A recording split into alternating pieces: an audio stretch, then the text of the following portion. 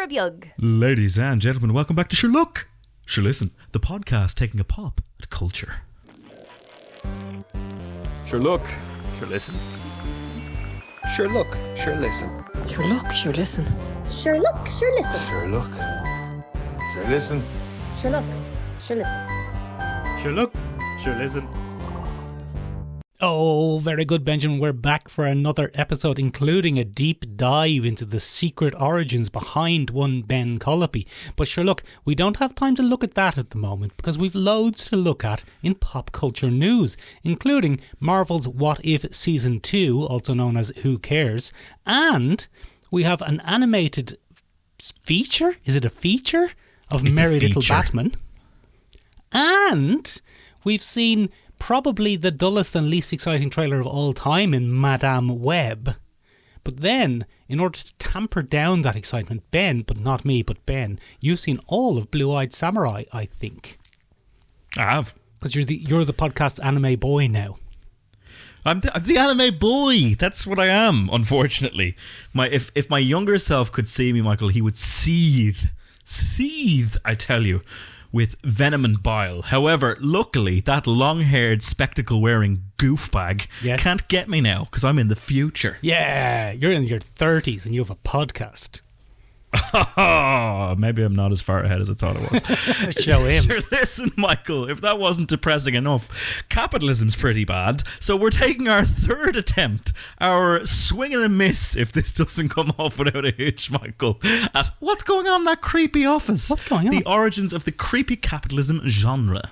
Very good, Ben. Speaking, Benjamin, of creepy capitalism, our overlords at Marvel Disney have released a new trailer this week. Yeah, look. What? We got What If Season 2's trailer. Yeah, it's fine, isn't it? Cool. Is it? Maybe. Benjamin, the biggest missed opportunity on these What Ifs is that they all have the same animation style. I mean, Michael, we live in a golden age of animated anthologies. Oh, yeah. Like, we've got our bloody Love, Death and Robots. Oh, yeah. That's very good.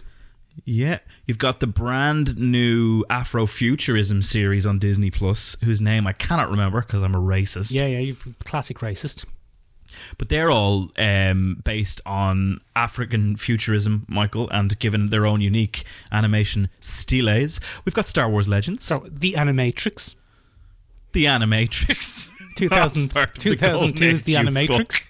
Get out of here.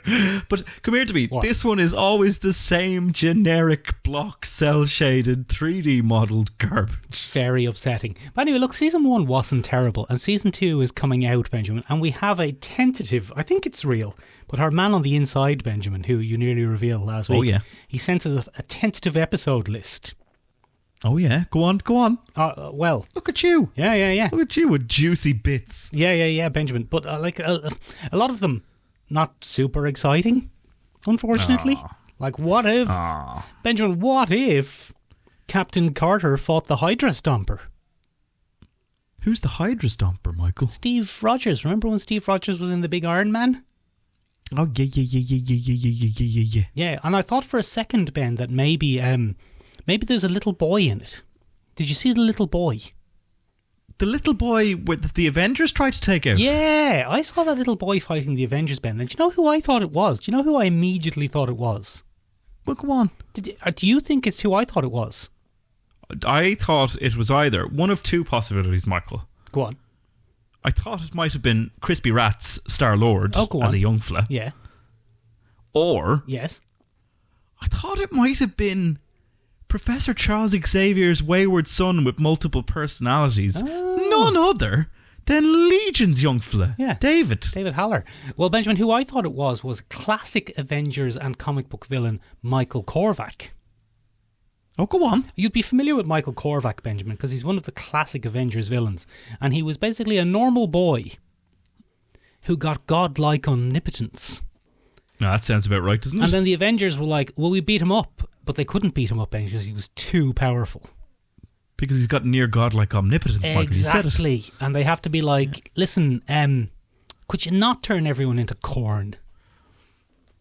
And he's like, no, Please. I love corn. So he turns everyone into... I'll turn them back once I've had my fill of corn. corn. Yeah, well, not the grain corn, Benjamin. The late 90s, early 2000s Metal Act corn. New Metal's Prince's corn. Yeah, with a backwards K. With all their leashes around those freaks. Yeah, those are the fellas. But it's not. No, it's Peter Quill.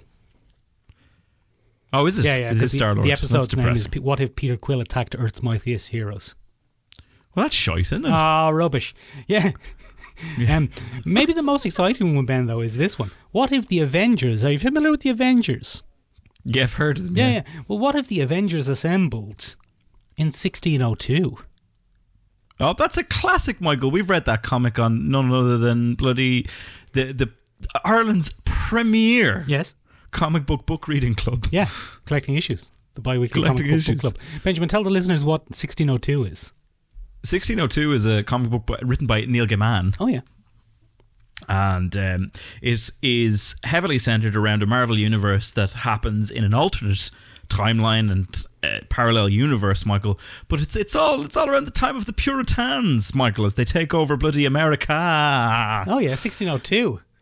Yeah, 1602. You've been possessed by the spirit of Matt Berry there briefly, Benjamin. Benjamin. Yes.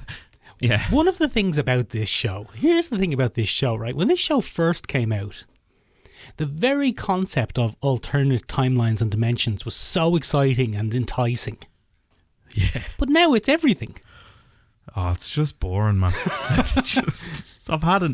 But here's the thing, Michael. We've talked before about overstacking your Jenga tower. Yeah. You know? Yeah. And at a certain point, Michael... You've overpowered certain characters. What we've just seen last week, Michael, is the wrapping up of Loki Season 2, where Loki has ascended all timelines to become the god of stories. Great stuff. And that's an elevation beyond even what we understand, Michael, because in the comics, he becomes god of stories and is the god of stories in Earth 616. He's not a multiversal being. In the new continuity of the MCU, Michael, Loki has become an omnipotent multiversal being called the God of Stories. I don't know if he has been. Because here's the problem with Loki. Go on. Because this is spiralling rapidly out of control and there's no oversight on this storytelling, it's really unclear if the alternate dimensions in Loki were alternate timelines within the 616 dimension or alternate dimensions. It's true. We don't know. We don't know because it's all horseshite anyway, so it's impossible to tell. So when Loki was gathering up those strands, was he gathering up every strand of possibility of the timelines of his dimension? Or was he gathering up all of the strands of other dimensions, including the dimension where the X-Men live? Well, that leads us to another little question, Michael. Go on. In that, how do we define what creates a parallel universe? Yeah. Is it a splintering of timeline, or is it just something altogether different? Entirely separate. And then why is Kelsey Grammer in it, if that's the case? And then why is Kelsey Grammer in it? Oh, very good, Michael. We've spoiled nothing there. I haven't spoiled anything. There's no spoilers on this show. No spoilers on this show, motherfucker. But come here to me, Michael. One of the things I found hilarious, one of the little bits of irony that I went and I licked my fingers over, was Jeffrey Wright's voiceover going, "I don't normally do sequels," and I was like, nobody at Marvel has ever said that. That's not true. Yeah. So I mean, can the watcher see Loki, or are there infinite Lokis stringing together infinite collections of Idrisils? Or is Loki on par with the Watcher? Who knows or cares? Who knows or cares, Michael? Speaking of things that nobody cares about. Yes, go on. Did you see the trailer for Merry Little Batman? Benjamin, I did see the trailer for Merry Little Batman. I was thoroughly amused by it. First of all, though, I'm gonna need you to tell me something. Yes. What are they doing here? What's this style they're aping? What are they doing? It has a little smack. Yes. Of a Peanuts style Calvin and Hobbes comic drawing. Is that what it is? It's a little bit that, but it's also a little bit Horton Hears a Who. It's a little bit Grinchy.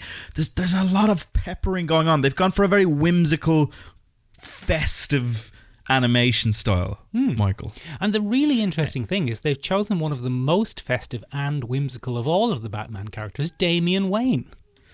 Traditionally not at all, Michael. No, that was the bit. That was the bit I was doing, Benjamin. Boy. Yes, that's the bit you're doing. So Merry Little Batman is centered around a world, first of all, where Batman has succeeded. Yes. Give or take. Yeah. And he's taken a bit of time off to raise his sonny boy Jim. Not Jim, though. Damian.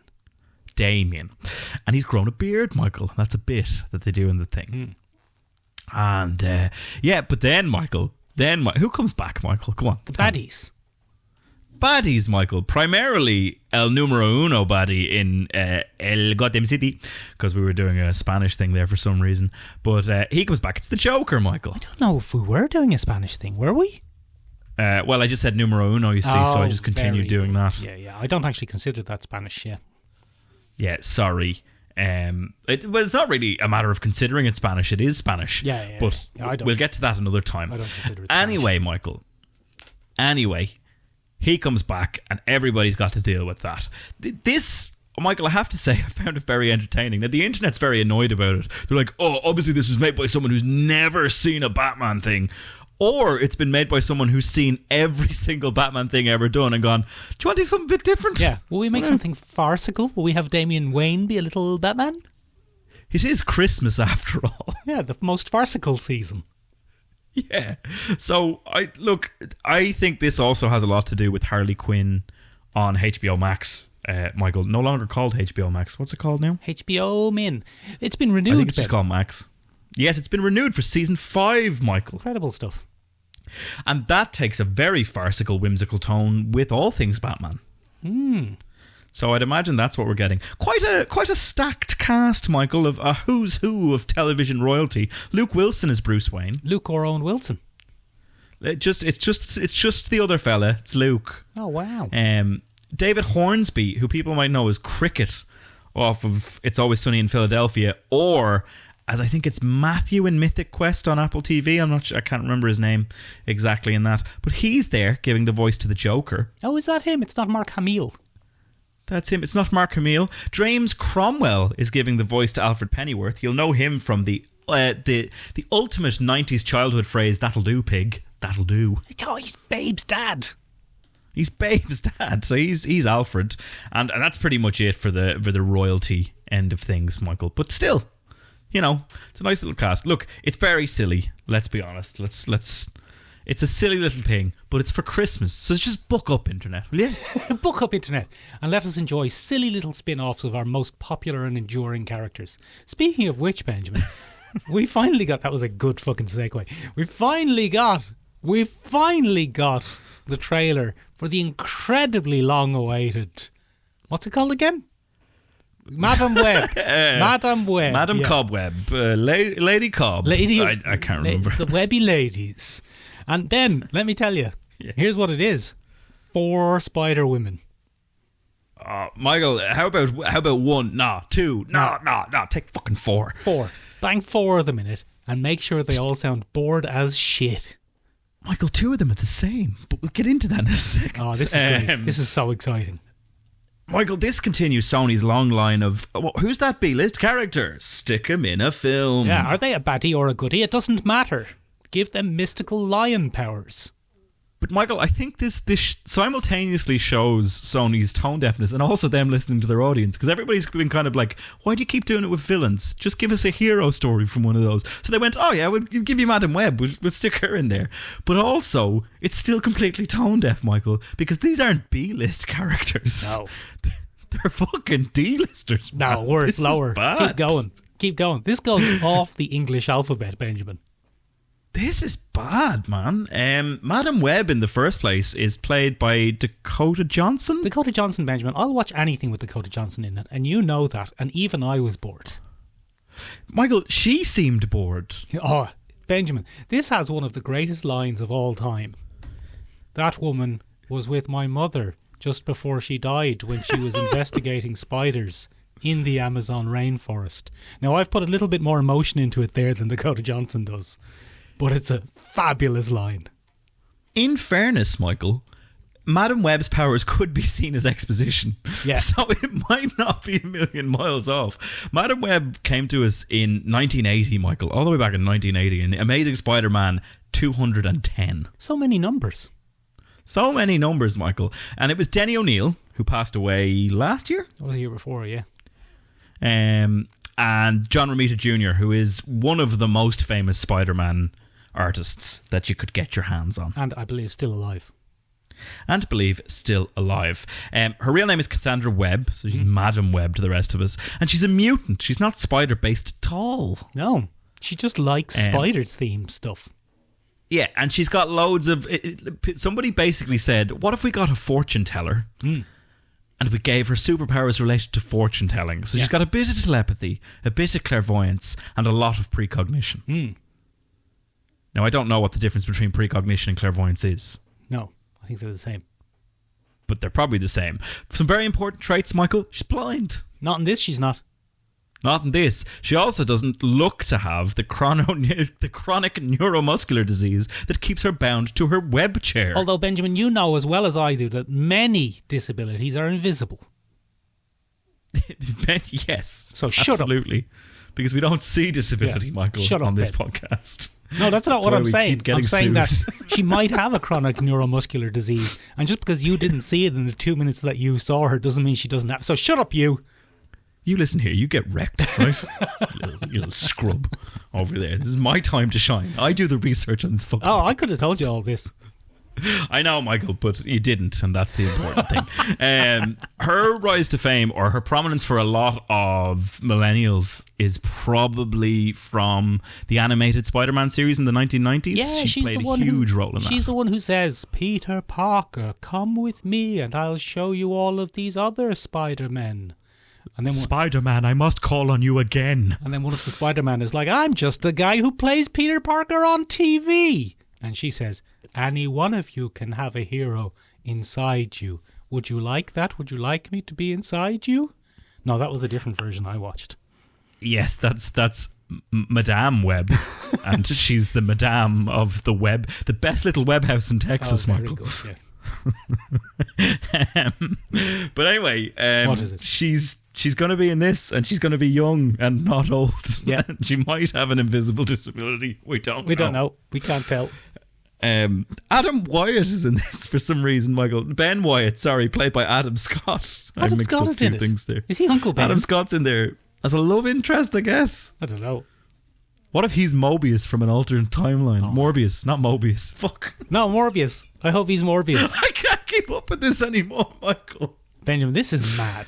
So basically the plot is evil Spider-Man Yes. is coming to get... Ezekiel Sims, Michael. He's coming to get all the girls. Yeah. And the girls are going to do a big sassy team up and take him down with the power of girls and clairvoyance. Yeah. Look, Ezekiel Sims is the most obscure person you could get on this list, Michael. Go on. We've seen him on screen before, believe it or not. The psychologist scene in Across the Spider-Verse, where all the Spider-Men burst into a psychologist's office. I remember that. As he's giving a therapy session. Yes. The therapist is Ezekiel Sims, and we know that because it says Ezekiel Sims on his diploma on the wall at the back. Does and that it? is in keeping. Yeah. So we have technically seen this character before, Michael. He appeared in 2001, Michael. In The Amazing Spider-Man Volume 2, number 30. And he was written by none other than... Is it Farspace? No, Babylon 5. Oh, J. Michael Straczynski. Straczynski? Yep, J. Michael Jazz. And artist John Romita Jr., who came back. He kept going. Back, he's non-stop. This was Been during drawn J. for Michael fucking Straczynski's years. insistence on everything being some sort of weird spider totem era, was it? Yeah, and this is exactly what that is, Michael. So Ezekiel Sims is a bit of a billionaire philanthropist in a classic sense, Michael. Okay, go on. A real bad And bloke. he gets his powers in a weird way, Michael. He goes to Peru. Oh, yeah. To the Amazon. And he's in the Amazon, Michael. And he interacts with a spider totem in a pyramid. Oh, fabulous. and they give him the powers. So his are mystical. He's got mystical spider powers as opposed to scientific spider powers. Fabulous J. Michael Straczynski nonsense. Yeah, and he's only ever really played a role in a very limited arc. He's a forerunner for a character called Morlun, Michael. Spider Vampire Man. The vampire man that kills Peter Parkers across the timelines. And him and Spider-Man have scraps every once in a while. In this trailer, Michael, he seems to be, I've seen a terrible future and I won't let it come to pass. And he's kind of doing a bit of that. And that leads us to the three ladies, Michael. There's so many. Or they, thems. We don't know. Yeah. We're not sure. So there's three Spider Women here, and there's three relatively popular characters. Sydney Sweeney's there, Michael. She's very popular. She's out of Euphoria or whatever. Out of the Euphoria, Michael. Yeah. She's out of the Euphoria and season 1 of The White Lotus. Yeah, I wouldn't recognise her from Madame Ben. No. Celeste O'Connor is there as well, Michael. Who's she? Celeste O'Connor is... Hang on, let me get it up here. Sounds like one of our lads. She does have the classic O to her name that's required. Celeste O'Connor has been in a few things. She's playing Mattie Franklin in this, Michael. And she's been in a few things, including Ghostbusters Afterlife. Was she? I don't remember. Yes, but that's all right, Michael. You don't have to remember everyone. It's only a weekly pop culture podcast. And then we also have Isabella I'm going to get this wrong. Merced. Yeah, Merced. I don't know. Merced. I'm not sure how to say that, Michael. But in keeping with our Spanish tone of the week, she was in Transformers The Last Night, unfortunately. Yeah. Great film. Notably one of the best. But they're playing three different Spider-Women, Michael, from across the Spider-Verse. Julia Carpenter is being played by Sydney Sweeney. She's Spider-Woman. Yeah. She's the black and white Spider-Woman. She's the black and white Spider-Woman, Spider-Woman, not the yellow Michael. and red Spider-Woman. Not the yellow and red Spider-Woman. That's somebody else, Michael. She's not in this at all. No, she's not. Jessica Drew is not in this at all. Not Jessica Drew? Yeah. Who is it? Yeah, no, it is Jessica Drew. It is Jessica Drew. Yeah. I It's just get amazing them all that so confused. It's amazing that there's a Spider-Woman film with 4 Spider-Women in it, and all 4 of them are not the most famous one. Yeah, not at all. Not at all, Michael. This is mad. So this particular Spider-Woman has psionic abilities, so they're a little bit telepathic, and that's how they cling to walls. Oh, very do good. Things like that. So she's one of the ones that our good friend Ezekiel Sims wants to kill. The next one is Mattie Franklin, and she's playing Spider-Woman as well. Oh, they're both called Spider-Woman. Mattie Franklin, Michael, she has the same kind of physical enhancements as most Spider-Women. But she has venom blasts and psychic spider legs. Oh my god, psychic spider legs. I've had nightmares about those. Mattie Franklin is I cannot remember for the life of me. I think she comes from the Mark Millar universe. She doesn't at all. She's Mayday. Is she? No, that's Mayday. Mayday is May Parker. That's Confusing. Peter Parker's daughter.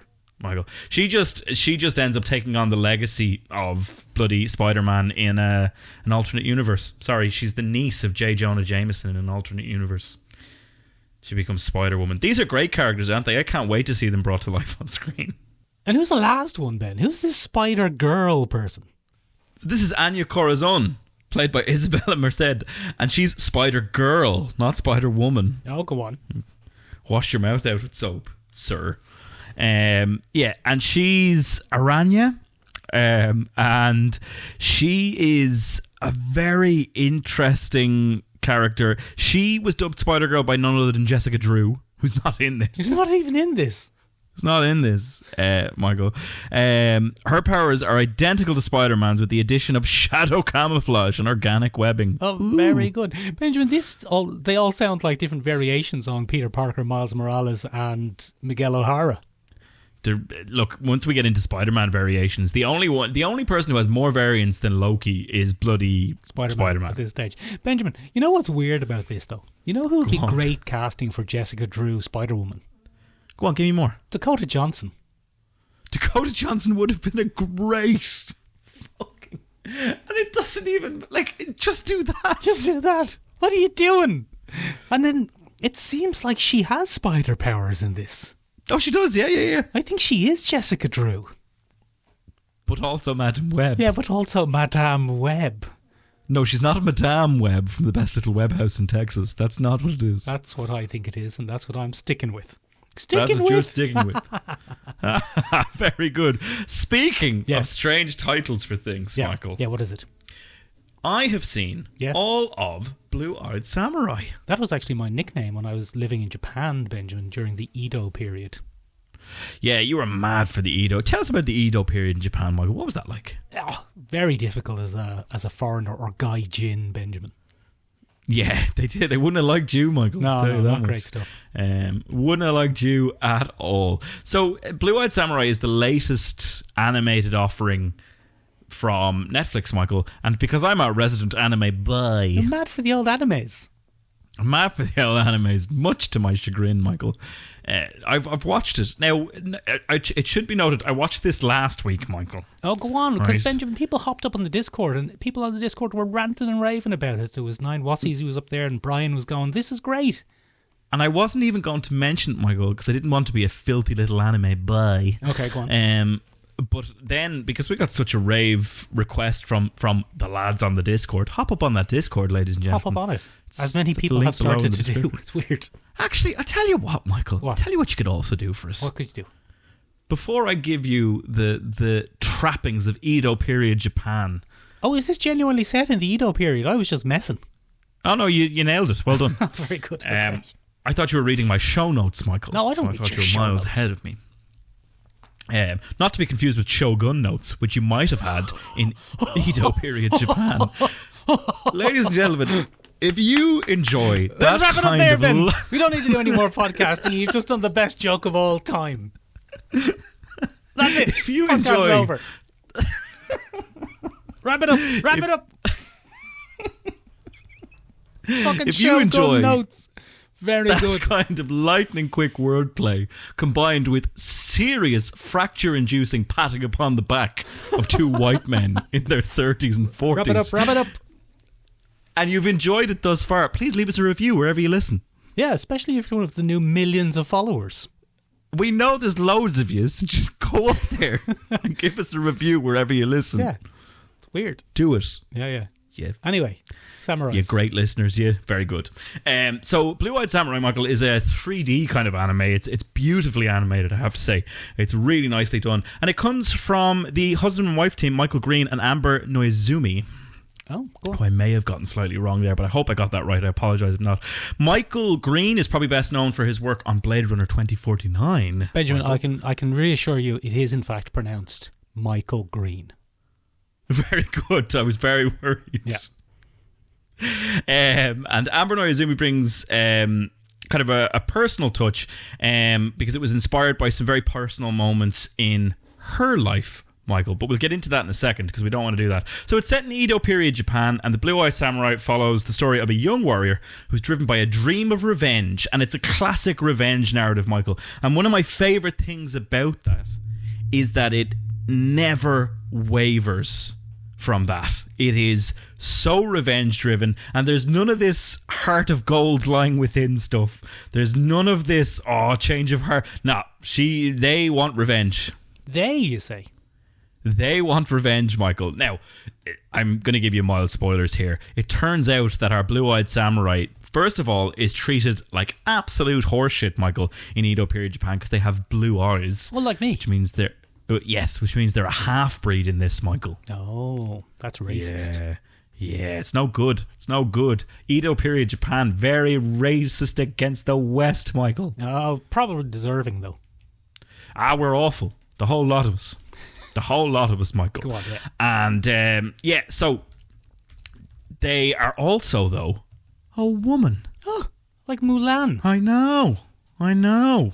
So that she has to hide two things while she's going through this. And it's very, very interesting, Michael. So they travel to Japan, and it has a massive cast, Michael. Maya Erskine is the voice of the Blue-Eyed Samurai. And George Takei is there. George Takei. Yeah, George Takei, which I always get wrong. The wonderful Stephanie Hsu is there. Oh, yeah. What about her other shoe? her off the Everything Everywhere All at Once's. Oh, very good. Your man from Fresh Off the Boat is there. We see him in loads of stuff, and his name is going to escape me because I didn't put it in the notes because I'm a dick. The main guy who's from Ant-Man. Yeah. Agent whatchamacallit. Jimmy Choo. Randall Park. No, not Jimmy Randall Choo. Park. Oh, it is. We even get an appearance from Shang-Chi from the Wonderful World of Mortal Kombat himself. It's only bloody Asian TV royalty in the United States, Kari Hiroki Tagawa. Oh no, get out of here. Yeah, he's in there. Does he but say, Michael, do you know what "Your my soul favourite is part mine"? is? Do you know what my favourite part is? No, go on. Her main mission, the main mission of our blue-eyed samurai, Michael, is to track down the white man her mother had sex with and gave birth to. There were only 4 white men allowed in Japan at the time of her birth. Well, one of them so she's wasn't tracking them me, down. No, it wasn't, Michael. You time travelled out of Edo period Japan before then. But Michael, she tracks down one of them. His name is Abijah Fowler, Michael. Okay, yeah. Great name. And he's from Northern Ireland. Get out of town, is he? And he's voiced by none other than Kenneth Branagh. One Kenneth Branagh, Benjamin. But Benjamin, there was no Northern Ireland in the Edo period of Japan. Probably not, Michael. It was just Probably Ireland. Not. Probably not. But come here to me. What? It was just Ireland, but he's part of the British Empire, Michael, and he's bringing guns into Japan. Oh, like Tom Cruise. That's what he's... Exactly. That's what he's doing, except he's a bastard, Michael. He has a whole plan to take down the Shogun using guns, because Japan's still in their, swords are honourable era. And Abijah Fowler's like, well, guns aren't. I think that's the plot of Tom Cruise Goes to Japan. Yeah, it is, yeah. Imagine if Tom Cruise was a big, devious bastard from Northern Ireland, voiced by Kenneth Branagh. Oh, that'd be good. I'd watch that. Yeah, it'd be very good. Michael, this has action sequences that would take your breath away. Beautifully choreographed, beautifully animated. The voice acting is top class. The stories are very heartfelt. There's a genuine drive. You end up really rooting for some of these characters and incredibly morally conflicted for others. The blue-eyed samurai herself is phenomenal. She's Mizu. That's the name of the character. And she's such an interesting character. She is the definition of a flawed hero because she continuously comes up against terrible, terrible things, but she's such a good swordsman that she pulls it off. And she's continually confronted by other characters being like, could you not take the high road here? And she's like, no, revenge. It's great. You could be the bigger person, great. you know. You could to be the point that person. her, spoilers for the show, but to the point that her own quest for revenge... Michael, is scuppered by her endless thirst for it. So she doesn't even get to take the revenge she wanted on Abijah Fowler because she keeps him alive to continue the revenge quest. It's very interesting. Sounds good. Sounds fascinating. It's absolutely class. It's incredible storytelling. It doesn't feel that racist to watch, Michael, which is nice. It genuinely doesn't, and I'm kind of into it. It's a really, really interesting story. As I said, beautifully animated, very heartfelt. And as I said, it was inspired by some of Naoya Izumi's own things, including a very difficult childhood where she was basically horrifically bullied for having Asian heritage. And she decided to invert that and look at what would have happened had it been the other way around. And it wouldn't have been fucking great. Well, there would have been more killing, most likely. Probably more swords, yeah. Probably more swords. A lot more swords. Benjamin. Yeah. Speaking of horrific childhoods. Go on. We've had some big revelations this week. Yeah. So as you know, one of the ongoing mysteries of this podcast is exactly where and when Ben Colopy came from. Yep. And so I, unbeknownst to you, Benjamin, and I'm sorry to out you unexpectedly like this on the podcast, I managed to get a small sample of your DNA, which I sent off to this week's sponsors, 23andMe. And very good. I'm sure, Benjamin, that as part of their sponsorship arrangement, it's fine that I did that without your consent because, in fact, it didn't happen. So this is all bullshit, just in case that's not Because clear. none of that's true, ladies And we and get in gentlemen. trouble with 23andMe. But Benjamin, Yeah. anyway, the DNA test came back. Go And on. it has revealed that your lingering secret is, in fact, that you are not Benjamin Colopy. You are actually Yeah. the long-lost scion of the Disney family. And you are Benjamin J. Disney. And you have that's been, me. And you have been planted by the Disney family into the world of podcasting Okay. to undermine the world of podcasting on behalf of the big capitalists. Now, Benjamin, what do you say to that accusation? But explain why I'm so shit and can't get any kind of success in the podcasting field. Yeah. You're on purpose. You're just I mean, it bragging sounds your- plausible to me, Michael. Yeah. Sounds plausible to me. Anyway, that was just You a know. segue to talk about creepy capitalism. Yeah, Michael, it does sound like a creepy capitalist plot, doesn't it? Welcome, ladies and gentlemen, to the third attempt at one of my favourite genres and explaining it on the podcast. Creepy capitalism, or, as we call it on this podcast, Michael, what's going on in that creepy office? What is going on in that office? I don't like it. It gives me the willies. Michael, you and I have been somewhat fixated on this genre, me more than you, if we're honest, since both of us watched Severance on Apple TV. Yeah. So Severance, Benjamin, was an Apple TV series in which people could volunteer to have their personality split in twain. Yes. And they would have a work life and a home life. And their work life doesn't know what's going on in their home life, and their home life doesn't know what's going on in their work life. Exactly, Michael. It's a bizarre extrapolation of attempts at a work-life balance. Yeah, and it's fabulous, especially the creepy office scenes where you have people who just spend their entire life, no sleeping, no eating, they just work.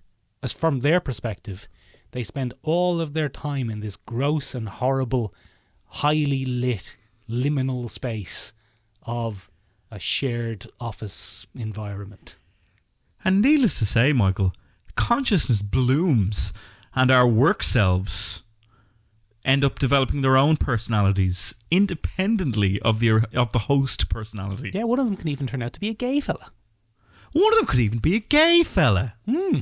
Christopher Walken, wow.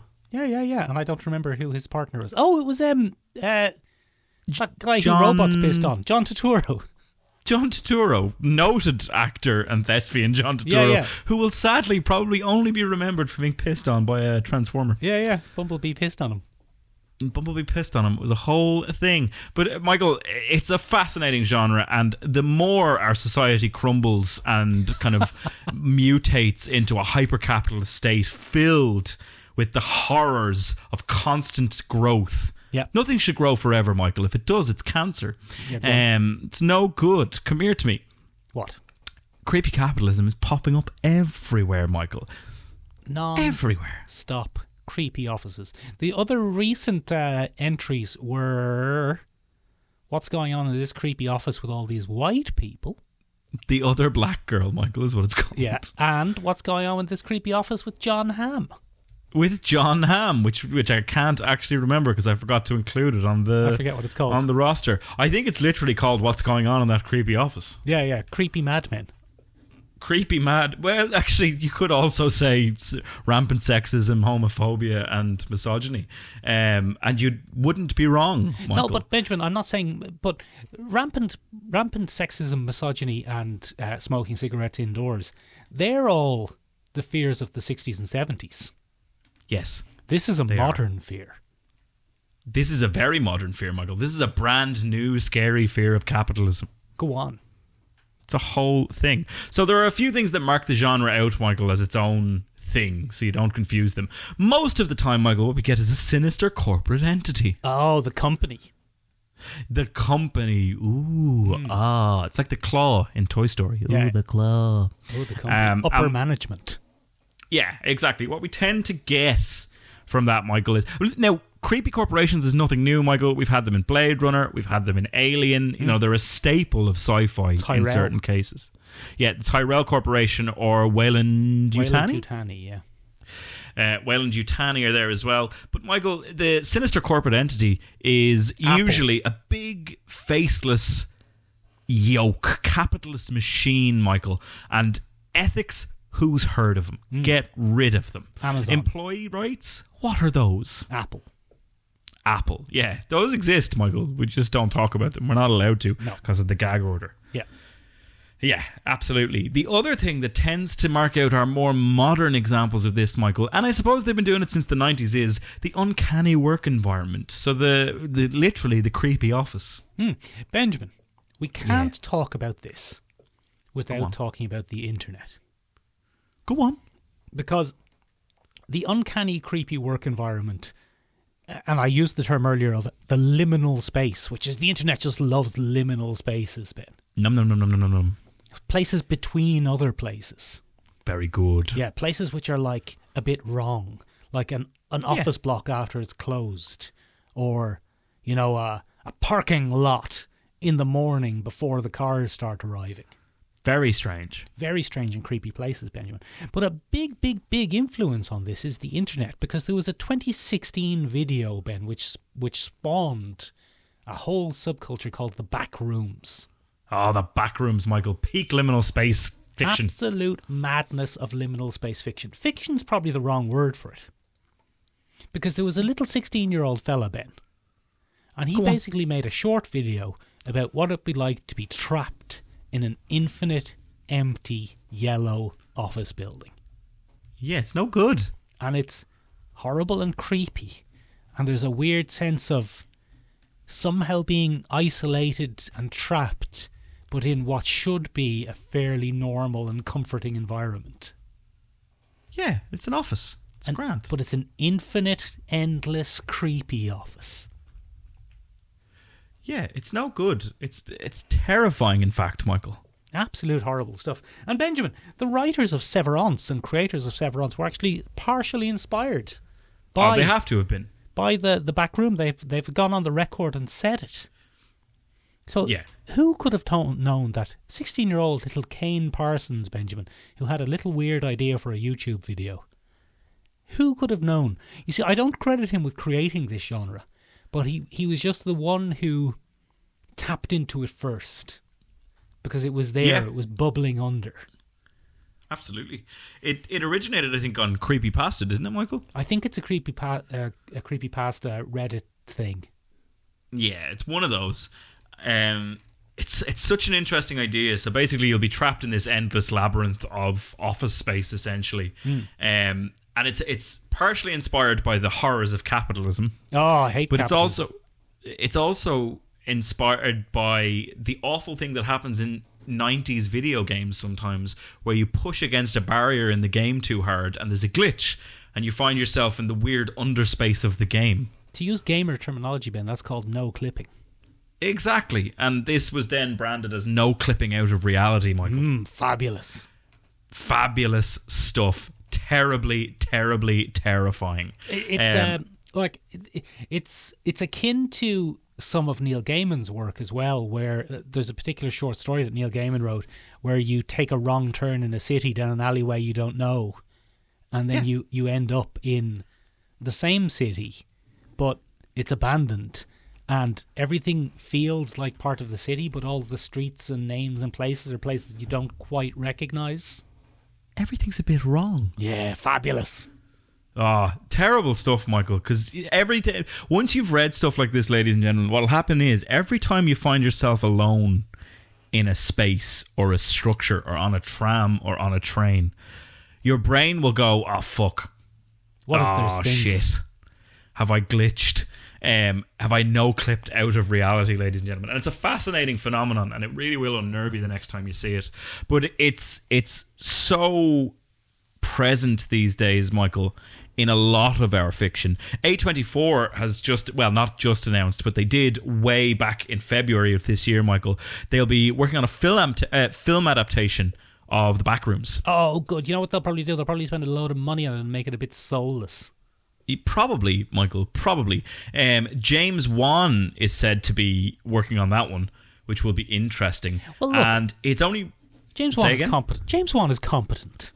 He is, yeah. James Wan is a competent horror director. But I think the problem with this is... Go on. The setting itself does not a film make. Oh, yeah. So it's an incredible setting. But in a way, putting a plot just on that setting doesn't work? Might not work at all, Michael. Because it's just getting chased by a scary monster in a spooky place. And Michael, we've all been on the streets of Dublin City at night. Yeah. Chasing people around. And the leper. We're the monsters, ladies and gentlemen. Yeah, what a twist. that was the joke. But yeah, I suppose that probably brings us back to the importance of the psychological manipulation of employees in the creepy capitalism genre, Michael. Go on. And the hell that is other people within this genre. One of the two core things, Michael, is the transgression against the whole element of a lot of creepy capitalism narratives. And that is to say that when you enter the office, and I chose my analogy of the claw aliens from Toy Story very carefully, because they are all a homogenous whole, Michael, and they all toe the religious line of the claw. I see. I thought you meant transgression against the whole, as in the bottom. No, Michael. No, that's more like the Texas Chainsaw Massacre brand of horror. Oh, or when your girlfriend's feeling a bit too kinky. Or that, Michael. Anyone's girlfriend, really. Yeah, but anyone's. Come here to me. Not yours specifically. Anyone's. Not mine specifically. Thank you very much. Come here to me. The psychological manipulation. Who's going to be in more trouble for that, Ben? Is it me or you? I don't know. I think we're both fucked. Yeah, in the bum probably. Sorry. Transgression against the whole. Anyway, Benjamin, yes, the claw. The claw, Michael, is the transgression against the WHOLE. Because I don't want another one of those. And generally speaking, the protagonist of whatever we're watching will transgress against that or resist in some form. And that will lead to a bizarre kind of punishment from the universe, the back room, the setting, whatever way you want to look at it. Or they'll be forced to adhere. Yeah. In some form or Get back another. in your box. So there's a few comedic looks at that, Michael. The most famous being Office Space from 1999. Yeah, very old. Older than many people. Very old. But that features Ron. And Ron just gives up. He's like, fuck this. Fuck this. And he kind of chills out. And the office is just like, oh, what's going on with this particular employee? But Michael, this goes all the way back. Go on. To when? To Kafka. Oh, very Kafkaesque. Very Kafkaesque, Michael. So we throw that word around a lot. Franz Kafka was a Hungarian author. Frankie K, I call him. Old Frankie K. And long before capitalism had kind of been embraced as the de facto state of the world, Franz Kafka was obsessed with the absolute madness that is bureaucracy.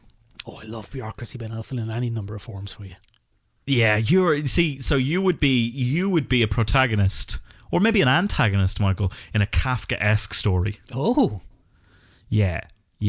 So you are my antagonist in our Kafkaesque story where you're like, I need you to fill out this form. I need you to sign this waiver. I need you. And I don't want to do any of that, Michael, because I'm afraid you're going to steal my soul. Yes, and your identity. Yes, and put it in a microphone or send it off to 23 and me. But come here to me. Who, for legal reasons, we're going to point out, aren't sponsoring this episode. That was a joke. Yes, for legal reasons, are not sponsoring this fucking episode.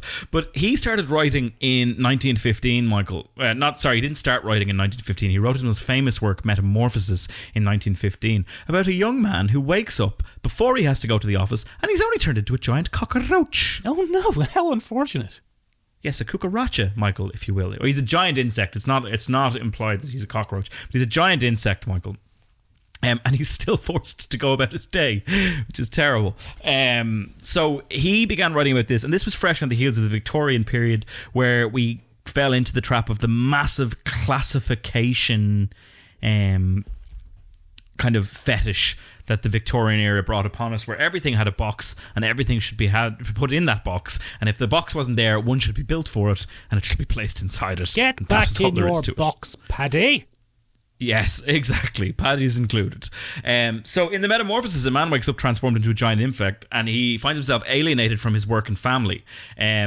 Following that, nearly 10 years later, but actually 10 years later, Michael, is The Trial from 1925, and it follows a similar kind of bizarre, absurdist theme.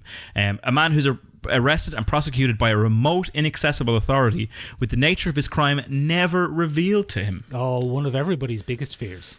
Yeah, so he's just transgressed and he doesn't know what he's done wrong. And it's a little bit, I suppose, Michael, like when you travel to a foreign country and you break one of the jaywalking laws or something, and people are looking at you like you're a filthy animal and you're going, what? What did I do? What? I was just chasing that woman around at night. I didn't know I wasn't allowed to run across the road at a non-designated crossing. There's nothing wrong with that, Michael. That, of course, would then go on to inspire many, many, many, many Soviet authors, and none other than George Orwell. Oh, George Orwell loves pointing out the flaws in society. Remember that when he wrote about all the animals, and they were like, some of us are capitalists, but some of us are communists. Yeah, absolutely. But in 1984, Michael, he wrote about how you can't transgress about society. And what book was that? 1984, Michael. I went, no. In the year 1949. He wrote, I see. Yes, he was extrapolating the current trend of humanity into the future. But now it's very confusing because 1984 has come to pass. Yeah. Yeah. And things are worse than that book. Sorry, it got worse than that book. Yeah, it's worse than that book. That book seems like a pretty mild take on it now, to be honest.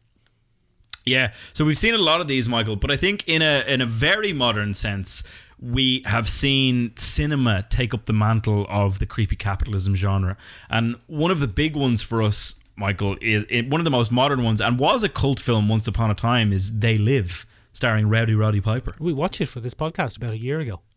He did. So that came out in 1988, Michael, and that's all about a secret capitalist hyperspecies that's hiding among us. Dun, dun, dun, dun. And Rowdy Roddy Piper's there, and he's going to chew a gum and kick ass. And he's all out of ass kicking gum. Yeah. So here he comes. Here he comes. Watch out for him. But yeah. So that genre has only evolved. And Michael, further to that, it's only fucking everywhere these days. It's all about the horror of the more modern workspace, Ben, because the modern workspace is a horrifying place. It is, Michael. So I came across a really interesting discussion the other day about the vilification of cubicles. Oh, yeah. In the modern office. So now we all work in open office spaces. I don't. You don't, Michael. You live in a small cage. Yeah. And work from there also. Yeah. And I rattle it when I need food. Because you kept mentioning 23andMe on the podcast and they took everything from you. They got me. But the vilification of the cubicle space is something that a lot of Gen Zers would be like, actually, I'd quite like 4 walls so no one could see what I was doing all the time, as opposed to the strange modern panopticon of the open office floor space, combined with the absolute horror, Michael, of hot desking. All right, it's Ben's hot take on capitalism. Go, Ben, go. I want to hear it. But anyway, long before we had turned back to the kind of glorification of the cubicle, the homogenous kind of labyrinthine quality of capitalism became a central focus. So we talked about it a little bit there in Metamorphosis or The Trial, where you're in this endless maze of bureaucracy and everything is the same and you don't quite know what you're doing wrong. One very good example of that, Michael, it's not quite horror, but it is in its own way, is American Psycho. That's kind of horror-y. It's kind of horror-y. So Patrick Bateman is interchangeable with every other yuppie in that film. So he's literally interchangeable with every other yuppie in that film. Yeah, that's kind of the point of it. Yeah, it's the whole point. In fact, his whole lifestyle, Michael, down to the fact that he has a murder apartment that is then just sold on at the end. Or is it? Or is it? Or does he have a murder apartment? Or that's kind of the core... sorry, go on. Or are all their business cards the same anyway? Absolutely. It's just absolutely terrifying. What's the difference between off eggshell white or bone? What's the difference? Yeah. How will we ever know, Michael? Mercy is the same as all the other restaurants. It doesn't really matter. But then we get more aggressive examples of that, Michael, in things like the Belko experiment, which is where everyone's forced to kill everybody in an office in Colombia for some reason. Including Michael Rooker. Including Michael Rooker, who's there just going around killing people. And that's very, very similar, Michael, to the other one that we've reviewed on this podcast before, which is Mayhem, which came in 2017, starring Stephen Yeun. Oh, is that the one with Michael Rooker? I can't remember. One of them they're very similar films. One of them has Michael Rooker. They're very similar films. But they're interesting, Ben, because with them, the creepy office is a setting, but it's not really the kind of same... to go back to the well on this phrase, it's not the same creepy liminal space. It's a setting for horror, but it's a Yeah. very different type of horror from the horror is simply being here. Yeah, so I suppose that's a pretty good course correction there, Michael. The true horror of capitalism is being forced to participate. Yeah. Oh, That's what we really Yeah. hate. And I suppose what separates what we're talking about from capitalist horror in the likes of the Belko Experiment, where it's survival of the fittest in a financial sense, or even American Psycho, where it's money corrupts absolutely, is there is something strange and creepy going on in this office. And we don't know what's happening. Severance hits that nail on the fucking head, because it is just creepy. It's terrible. Benjamin, you know what? One of my favourite what's going on in that creepy office, not necessarily from a series that's based around this concept, but it very much takes the concept and runs with it. And it's only 3 or 4 episodes of a show. But one of the best parodies of the horror and life-draining monotony of office work is the character of Colin Robinson from What We Do in the Shadows. Yes. And the episodes where we see Colin Robinson, who's an energy vampire. He is. An invention entirely for the show. But some of the best episodes of that show are being with Colin in his creepy, generic, cubicle-y office and watching him bore the life out of people while he's getting a cheap thrill from it. He feeds on it, Michael. He's, in fairness, one of the most terrifying vampires on What We Do in the Shadows is Colin Robinson. Did I say vampires? Yeah, you said vampires. I liked it. Vampires love champers. That's what they do. Yeah. But the most terrifying thing about him, Michael, is he's just out there in the world sucking people dry. Yeah. In creepy capitalist settings where And you they have can't to go. escape. And one They of my can't favourite things escape. about him, Ben, is he just shows up in office spaces and they don't hire him or anything. He just shows up and settles himself in and everyone assumes he's supposed to be there, which is fucking great. And then you go to an office and you're thinking, anyone here could have done that. He's a sinister George Costanza. I think George Costanza's a sinister George Costanza. Yeah, that's true. But I think, it's such an interesting genre and it is only growing. Like, the popularity of a show like Severance is proof enough of that. We did see that John Hamm thing was called Corner Office, Michael. It was released it wasn't released in 2022, but it was just kind of silently dropped during not just after the pandemic, but not long after the pandemic, and then kind of got swept under the rug because of the SAG-AFTRA strike. Oh, is it So out? it's out there now. It's floating in the world, Michael. Could we have watched it for this? We could have, which we I've only probably just realised. Probably should have, yeah. So we've Probably put should this have. off so many times, we've forgotten that that's probably out. But ladies and gentlemen, come here. What? Come here to me. Come here. What? Come here. Are you wrapping us up? What do you... You're about to wrap us up. Oh, okay. Are we not on wrap-up time? Oh, sure. Yeah. I thought there might be more, but okay. Oh, do you want a bit more? Let's talk You've about got some more on your list there, look. I've got some more on my list, Michael, but they're not necessarily very interesting. I think one of the interesting things probably that does come from this, Michael, is the mundane, the horror of the mundane, Michael. And Colin Robinson is a good jumping off point for that. Because there's nothing overtly sinister about him as a creature, but he is horrifying in his own way. And we see the absolute inverse of that at play, Michael, in The Cabin in the Woods. Go on. Which is by that no good Joss fella, but we won't mention that because a whole bunch of people worked on the film, Michael. And that's wherein the horrors of fiction are turned mundane by a corporate setting. Oh, of course, there is the whole corporate side of that film. I was thinking there, what the hell is he talking about? That's about teenagers in a cabin. It's not at all, Michael. One of the interesting things about that is it sees the office culture, or maybe the banality or the numbness to the horrors of reality that office spaces can kind of create. And we see a bunch of people that are just doing their job in an office, in a government-run kind of office facility. And they're committing unspeakable acts of horror, Michael. But they're betting on it like you would around the water cooler. Or talking about your holiday that you're taking after this. You're 2 weeks off. Because the real horror, Michael, of capitalism is that in America you only get about 6 days off a year. Yeah, that is weird, isn't it? That Weird is and horrific. terrifying. Benjamin, It is horrific. the reason I'm surprised you were wrapping up is we didn't get to one of my favourites. And again, like, I'm now going back even before the back rooms. But we're going outside of passive media, as I like to call it. Have you ever played or heard of a 2011 video game called The Stanley Parable? I've heard of it, Michael. I've never played it. Benjamin, you would love it. Go on. So in The Stanley Parable, you join the game as an everyman at his desk. And the only company you have is a kind of omnipresent voice of a British narrator. Oh, no. And you Not are the in... British. Yeah, exactly, the British, Benjamin. They're at it again.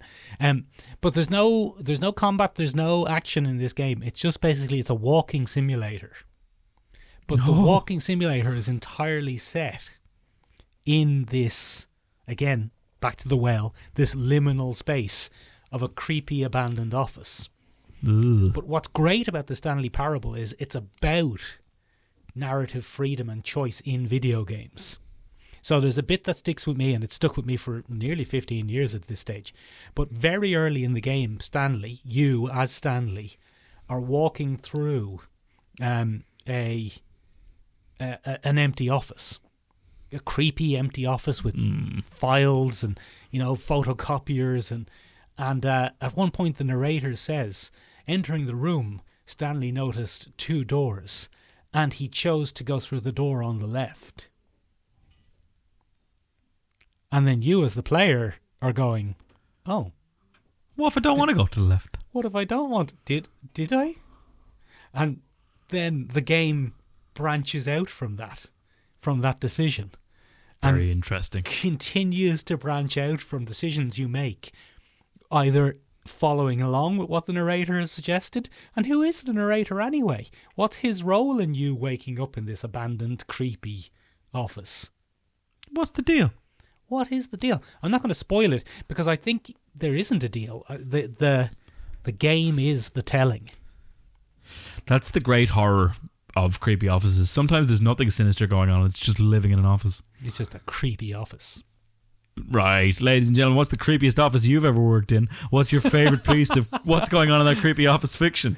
Let us know in a few different places. You can find us on the interwebs at www.seomrabeag.com, SEOMRABEAG.com. It means tiny room in Irish, kind of. You can also find us on our other Acast website, which is www.sherlockshouldlistenpodcast@acast.com. Look, I've never been on it. Acast. I'm sure it's great. That's grand. Does the job, Michael. Does the job. You can listen to us there if you want. Oh, yeah. You can also, ladies and gentlemen, find us on Instagram at sherlockshouldlistenpodcast. Yeah, you get Yeah, you can also find us on TikTok at sherlockshouldlisten. literally millions of views. Literally hundreds of thousands of views. Let's not jump the gun too much. Okay, right, Michael. okay. But come here to me. What? Come on. Inexplicably, people are hopping up on our Discord. Join them. Yeah, hop up on there with them. Discuss the At the latest link episodes of The Blue-Eyed Samurai. Yeah, get up there and do that. Or if you don't feel like interacting and you want to stay in your little cubicle, just give us a review wherever you listen. Give us a lovely review. Suggest Right. the next anime that Ben could watch. Yeah, because ladies and gentlemen, next week we're going to be taking a look at the best damn episode of an animated TV series. Ooh, how exciting. We're going to do a few of them. We're going to do a best of the Batman the Animated Series. We're going to do a best of the Samurai Jacks. We're going to do a best of the bloody Adventure Times. We're going to have a look. How exciting. Yeah, or not, depending on how you feel about animated TV shows. But it doesn't matter, ladies and gentlemen, because you'll have to tune in for that episode and the episode after and the one after that in perpetuity. Just going to have to stick your little headphones on and listen. Yeah. Because if you don't, Yeah. something might happen. Yeah, get back in your box. Bye.